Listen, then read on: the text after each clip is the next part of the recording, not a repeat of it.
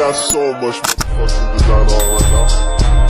Every time, bring it back, make it come. I got 3 old thoughts, I'm the guap with it. Bitches on my line, and you know.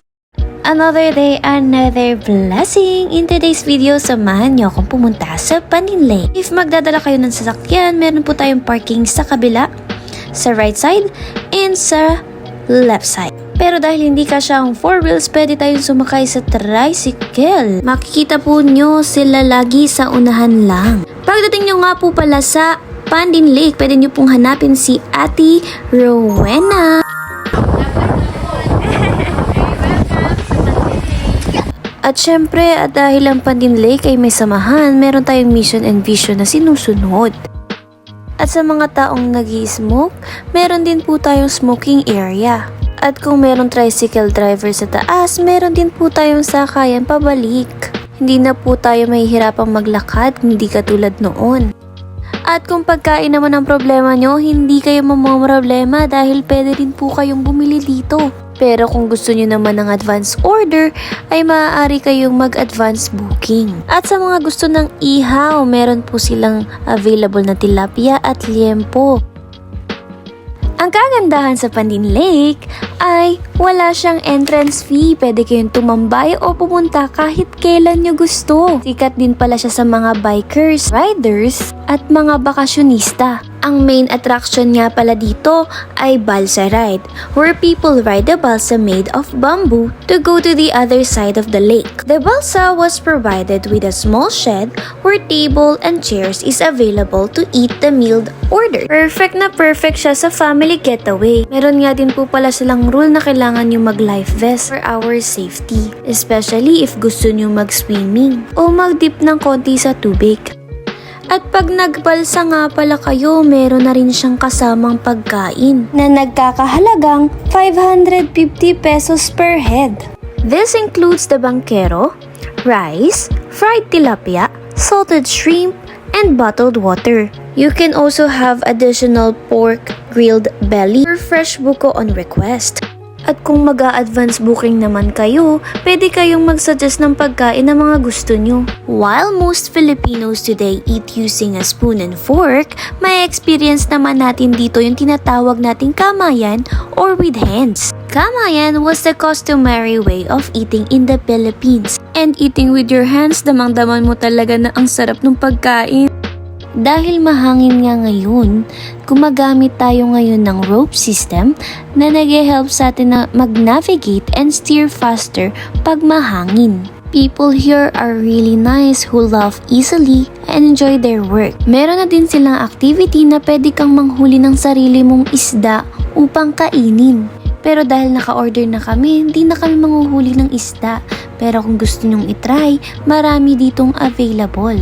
Ang una nga nating pinuntahan ay ang Balite kung saan pwede kang mag-picture at mag-video para sa Instagram.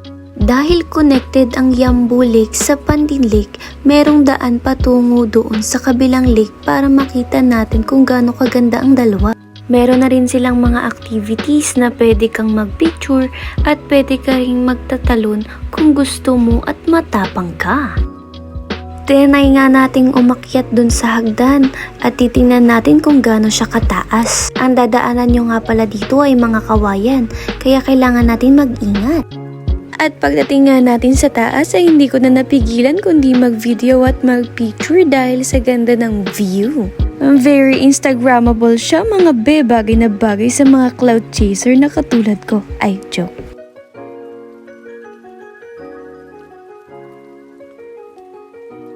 At kung medyo matapang ka naman, pwede ka namang tumalon. Ngunit, kailangan natin magsuot ng life jacket para sa ating safety. Sa mga mahilig sa extreme sports dyan or extreme activities, bagay na bagay ito para sa'yo. Very kakabahan ka sa pag-akyat pa lang. Pero pag nakatalon ka na, napaka-satisfying. Yung tubig nga sa lake ay very warm, kaya masarap maglangoy. Bagay na bagay siya sa mga lamigin na tao katulad ko.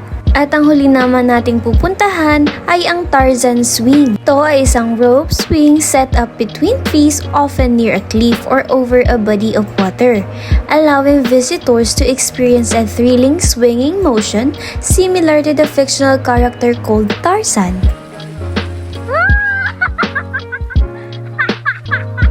The Tarzan Swing was a nice experience. There are friendly staff that will assist you and teach you how to sabit-sabit here. And syempre, kailangan nyo din magsuot ng life vest para lagi tayong safe. Pandan Lake is said to be the one of the most beautiful and pristine lake in the San Pablo. If you are fascinated with nature, I recommend you to visit Lake Pandin. It is a crater lake in San Pablo City, Philippines, known for its clear waters and scenic bamboo raft tours. It one of the 7 lakes in San Pablo City, which are all volcanic in origin. According to legend, Pandin Lake and Yamboy Lake are twin lakes named after 2 lovers. The legend says that a beautiful woman named Pandin was cursed not to step on earth, and her lover Yambo made her do so. Pandin Lake was a perfect day trip after the hassle of the holidays. Visitors can spend 2 hours max on the boat, but travelers can stay at Pandin Lake for as long as they want. Aside from riding the balsa to go to the middle of the lake, you can also camp and fish at the lake. Your itinerary is completely dependent on what you plan to do here. Kaya tara nang gumala sa kalmado, payapa at panatag na lawa. And this is all for today. Ciao!